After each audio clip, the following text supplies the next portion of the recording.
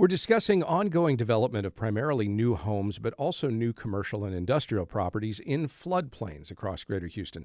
This week, the Houston Chronicle reported about 1 in every 5 new homes built since Harvey in 2017 have been in floodplains.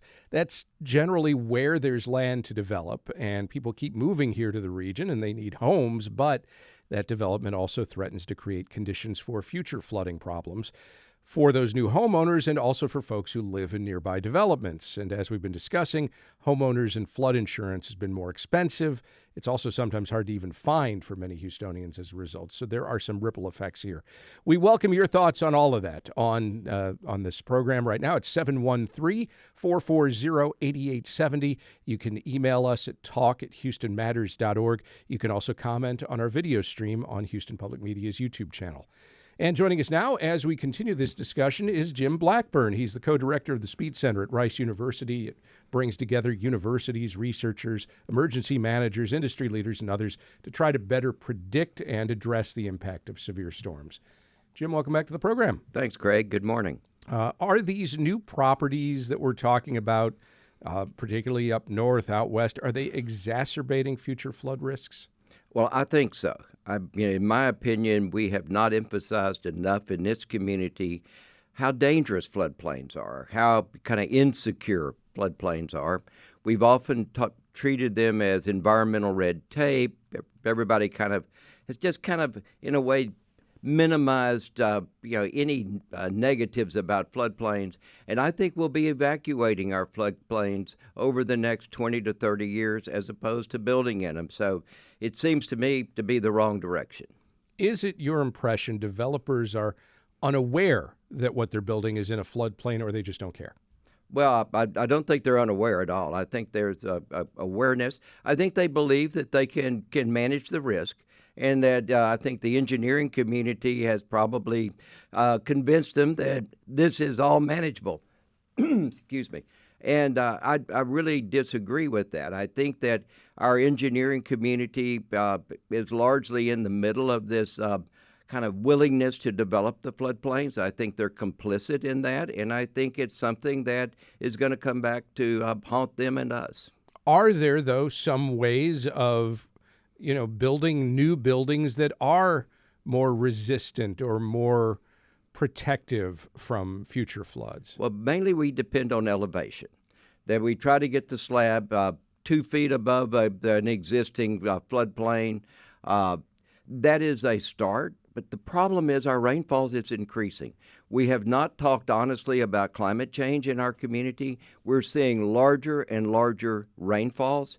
And we honestly think that even the new maps that are coming out next year will be behind in terms of the amount of rainfall. So we're going to see huge amounts of rainfall, and the floodplains is where all of that water is headed.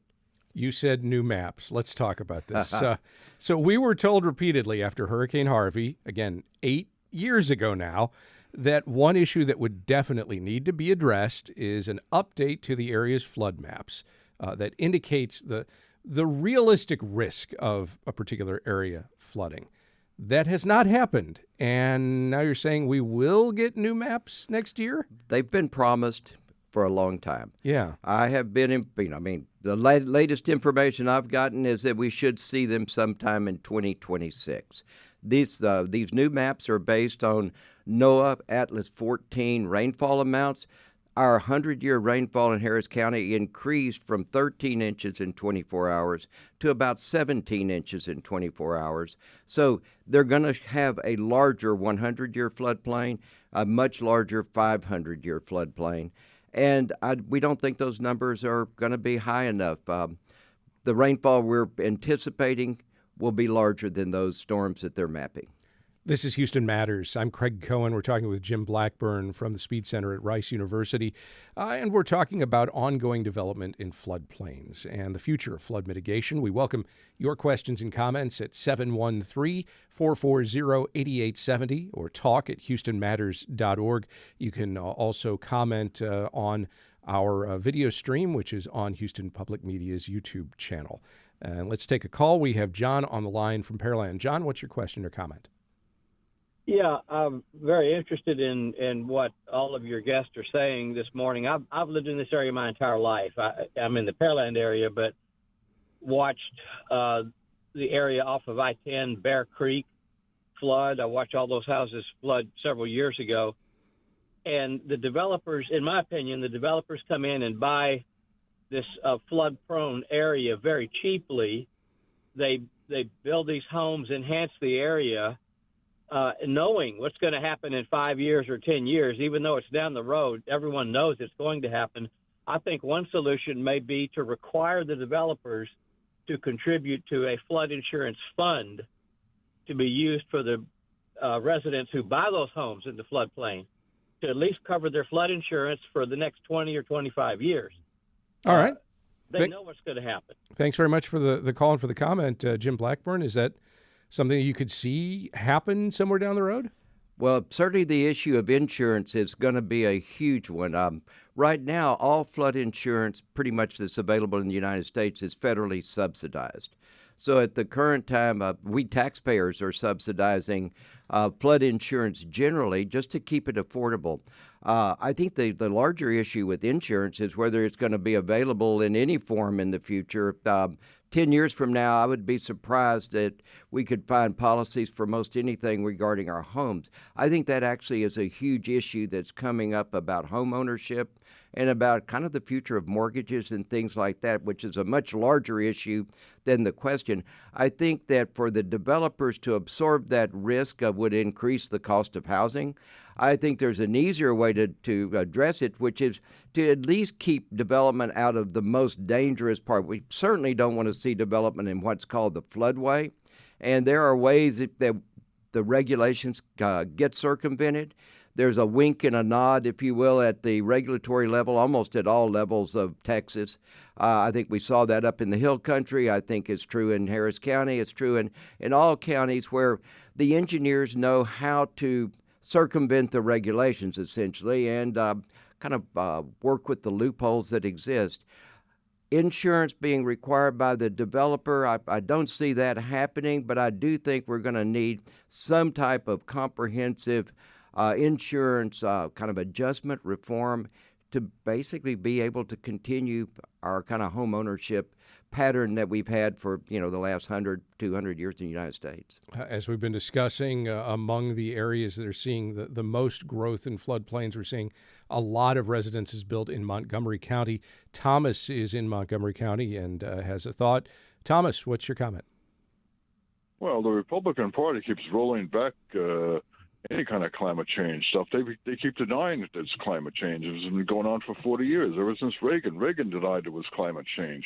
And even today, every time there's a Republican in the White House, they keep denying that there's climate change, that it's a hoax, it's fake news, all that kind of stuff. And it's not fake news. It's true. And my former county in New Jersey, the rivers up there, they overflow with regularity. And so much of Bergen County in New Jersey, about a third of the county is in a flood zone. All right, thanks very much for the call and for the comment. I guess I want to pose one question to you that's based off of his comment, which is there a case to be made for, buyer beware? And you know what? That's what we get. And if there's no, ultimately down the road, homeowners insurance available or flood insurance available, or you run the risk, and that's the risk of owning a home and live with it. Well, I think that is our attitude in Texas by and large. And I think one of the problems is a lot of people come to Texas from other parts of the country where it's much more regulatory friendly, if you will, and they're used to government protecting them. So I think we ought to be very clear with people moving here that it is a buyer beware type of state. I don't think, though, that we talk enough about climate. I think that we've got to get a much better grip on our understanding because buyer beware assumes that the buyer can get good information. And I'm not sure that we have excellent information available. I don't think our governments, and I'm going to say, I understand where the caller was coming from with regard to Republicans, but Democrats aren't that great about it either. None of us seem to want to talk about these really hard scientific facts that, frankly, there's no debate in the academic world. Climate's changing and we're causing it is just pretty much accepted. I think that the trick is to translate that into something that is usable for the public. And we have not gotten that done, Democrat or Republican. Is Exhibit A the lack of new flood maps that would indicate where you are in a floodplain and how much of a risk you're dealing with? Yeah, that and just good information. I mean, we removed a marker down in Clear Lake because it interfered with home sales that showed how bad the flooding would be if a Cat 4 or Cat 5 hurricane came in. We are more concerned with home sales than we are with good information about flooding, and I think that's just a misplaced priority. Could you make a distinction or explain the difference between a 100-year floodplain and a 500-year floodplain and any other numbers? Sure. I mean, it's basically about probabilities and statistics. If you look at kind of historically what our rainfall pattern has been like, and you try to kind of chart out all of the storms, you're looking for the 100-year floodplain, or it's based on a 100-year rain. So the 100-year rain is a 1% chance of occurring in any year. The 500-year rain is a 0.5% chance of occurring in any year. And the problem is with climate change, the statistics are changing, and we're seeing the bigger storms coming much more recently. And that gets lost if you basically dilute it with data from the 1920s, 30s, 40s, 50s, when the climate wasn't changing as much. So it's all based on statistics, but with climate change, your statistics change almost every decade. And that's what we're not doing, is we're not thinking enough about how do we keep up and actually get ahead of this change so we'll know what we're dealing with in the 2030s, 2050s, when these homes will still be in existence. That's what we're not doing. And so much of our engineering is based on the assumption that the past is predictive of the future, and it's not anymore. And that is a huge change. And I would criticize our schools for not being good enough about coming up with new methodologies to teach how we anticipate these changes and adapt to them. You know, this isn't about punishment about climate change. This is about living with climate change. That is a very different proposition, and that's where we're, I think, being absolutely stupid about how we're approaching this. If there are no controls in place to limit development in floodplains, and there's little appetite to be concerned about it until that next big flooding event concerns, and then there's suddenly a lot of hand-wringing. But set that aside. What other steps can and should be taken to try to mitigate future flood risks? Well, there are controls in place, but they're mainly elevation related. I think on the one hand, we ought to identify buyout zones. We ought to identify areas where we just think we've got to move the people out. We know the water is coming to the floodplain, so let's go to the center of the floodplain and start working our way out in terms of existing. I think we've got like 150,000 or so homes in the 100-year floodplain currently in Harris County. Let's start coming up with a serious plan about removing those people or those homes from risk. I mean, the new stuff that's going in will be, it will be higher, it will be less vulnerable, but I don't think it's going to be safe. But I think we want to go for the worst first. Let's take one more call. Michael's in Briar Forest. Michael, what's your question or comment? Hey, thanks so much for taking my call.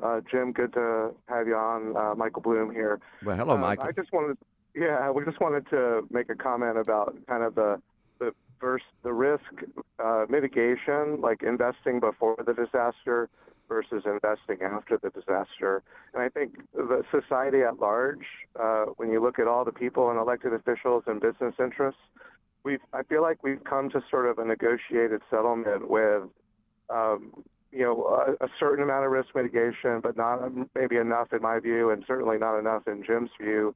But then a recognition that the disasters are going to happen, and then we invest after the disaster for recovery. And I would say that a lot of the engineers that are thoughtful about the future and about mitigating risk would love to have a little bit more investment before pre-disaster investment. But I think society has a lot of needs, a lot of public safety, education, medical. There's a lot of needs before the disaster that require investment, and so it's hard sometimes to see the value and the benefit of pre-disaster investments. All right. Thanks very much for the call and for the comment. Yeah, I agree totally with you. And I think our post-disaster investment, we've got to do a lot of pre-planning about evacuation and kind of removal. Most of the money that's available after the storm, if you get flooded, you don't have a lot of money that's available to buy you out at that point in time. Most of the buyout money comes 2 or 3 years later, and you've already had to make a decision of what to do about your home. You can get loans, you can get second mortgages. Most all of our institutional structure is for rebuilding in the floodplain rather than taking the houses out of the floodplain with a buyout program. And I think if we can have a reserve of money available after the flood to remove the people from risk, I think that will be a good complement. But I agree with what Michael said as well. Not as much appetite for pre-disaster mitigation. Jim Blackburn is co-director of the SPEED Center at Rice University. Jim, thank you very much. Oh, Craig, nice to be here.